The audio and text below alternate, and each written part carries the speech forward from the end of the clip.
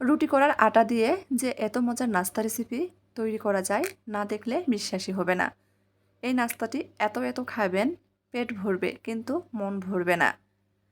শুধু মনে হবে আরও খাই আরও খাই। আসসালামু আলাইকুম, কেমন আছেন আপনারা সবাই?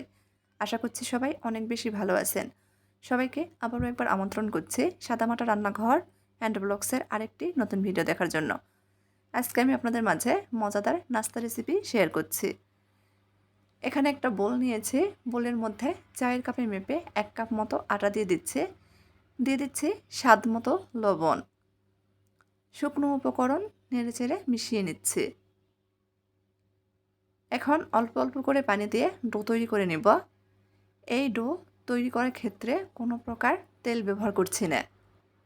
যেভাবে আমরা রুটির ডো তৈরি করি ঠিক সেভাবেই তৈরি করে নিব। আগেই বলেছি রুটি করার আটা বা রুটির ডো দিয়েই কিন্তু এই নাস্তা রেসিপিটা তৈরি করা যাবে।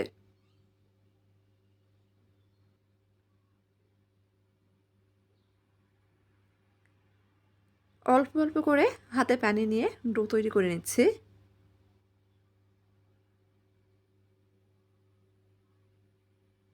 ডোটা বেশ কিছুক্ষণ সময় নিয়ে মথে নিব, এতে করে নরম হয়ে যাবে। এই ডো কিন্তু খুব বেশি শক্ত হবে না, আবার অনেক বেশি নরমও হবে না। ডো তৈরি করে নিয়েছি, ডোটা আমি 2টা ভাগে ভাগ করে নিচ্ছি।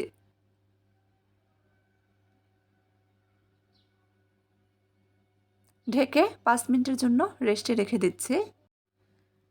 এইদিকে আমি একটা বাটিতে আগে থেকেই বড় সাইজের একটা আলু মেশ করে রেখেছিলাম, এখন আবারও মেখে নিচ্ছি।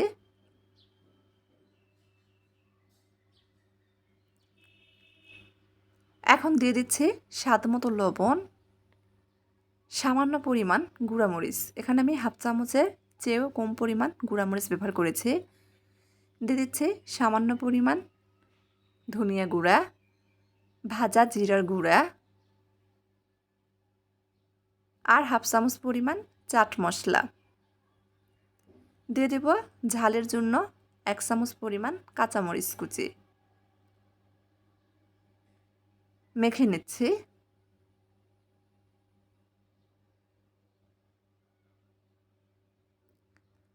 ভিডিওর মধ্যে কথাবার্তায় যদি কোনো ভুল হয়ে থাকে প্লিজ সবাই মানিয়ে নেবেন, ক্ষমা সৌন্দর্য দৃষ্টিতে দেখবেন।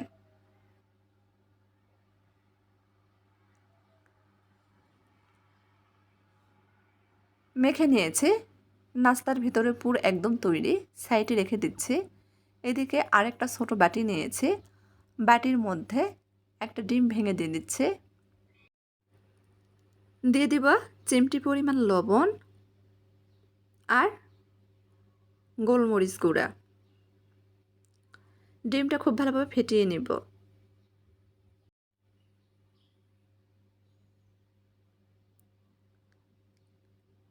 ডিমটা কিন্তু অপশনাল, চাইলে স্কিপ করতে পারেন। ডিমের পরিবর্তে কি ব্যবহার করতে পারেন সেটাও আমি ভিডিওর শেষে বলে দিব। হাতের কাছে ডিম না থাকলে কোনো সমস্যা নেই, শুধুমাত্র আলু আর আটা দিয়ে কিন্তু তৈরি করা যাবে। ডিমটা ফেটিয়ে নিয়েছি, সাইডে রেখে দিচ্ছি। এইদিকে যে লেচিগুলো কেটে রেখেছিলাম আরও নরম হয়ে গেছে। পিড়ে নিয়ে নিয়েছি, সামান্য পরিমাণ আটা দিয়ে দিব। একটা লেচি নিয়ে নিয়েছি, যতটা সম্ভব বড় করে পাতলা করে বেলে নেব। এখানে আমার একটা লেচিই লেগেছে। যে পরিমাণ আলুর পুর তৈরি করেছি এখানে আমার একটা লেচিই লেগেছে।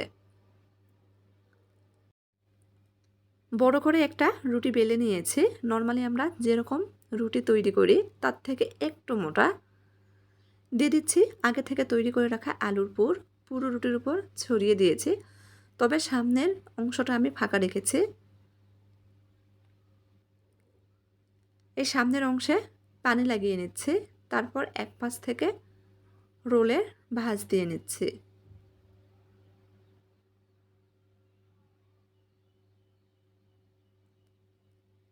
একটু চেপে চেপেই রোলের ভাঁজ দিয়ে নিতে হবে।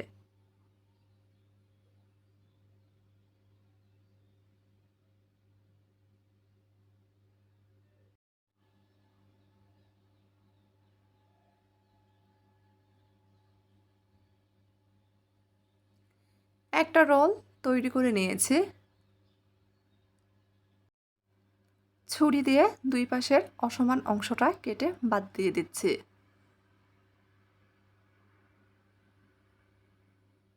বাদ দিয়ে দিয়েছি। ছুরি দিয়ে এখন এভাবে কেটে কেটে নাস্তার শেপ দিয়ে নিচ্ছি।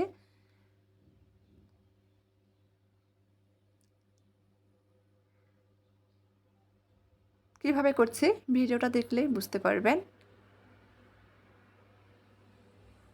একটা নাস্তা নিয়ে নিয়েছি, হাত দিয়ে একটু ছড়িয়ে নিচ্ছি, এতে করে কিন্তু ভিতরের লেয়ারগুলো খুব সুন্দর দেখা যাবে বা বোঝা যাবে। একইভাবে সবগুলো তৈরি করে নিয়েছি। এখন যে ডিমের ব্যাটারটা তৈরি করে রেখেছিলাম, ডিমের ব্যাটারের মধ্যে চুবিয়ে নাস্তাগুলো ভেজে নেব।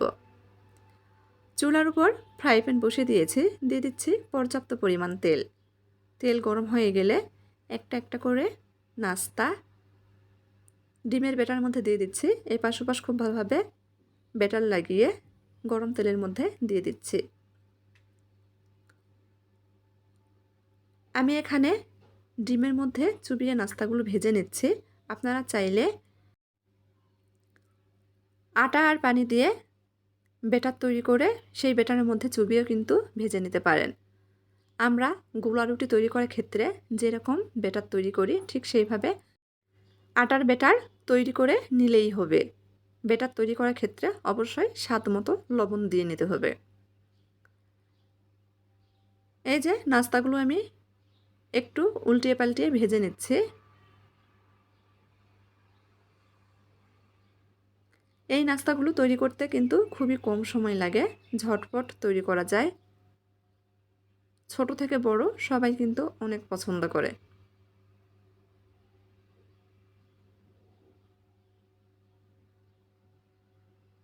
উল্টিয়ে পাল্টিয়ে সুন্দর কালার করে মুচমুচে করে ভেজে নিয়েছি। তেল ঝরিয়ে উঠিয়ে নিচ্ছি। আমার আজকের এই নাস্তা রেসিপি বা স্ন্যাক্স রেসিপিটি আপনাদের কাছে যদি একটু ভালো লেগে থাকে তাহলে প্লিজ সবাই চ্যানেলটি সাবস্ক্রাইব করবেন। লাইক কমেন্ট শেয়ার করে নিয়মিত চ্যানেলের পাশেই থাকবেন।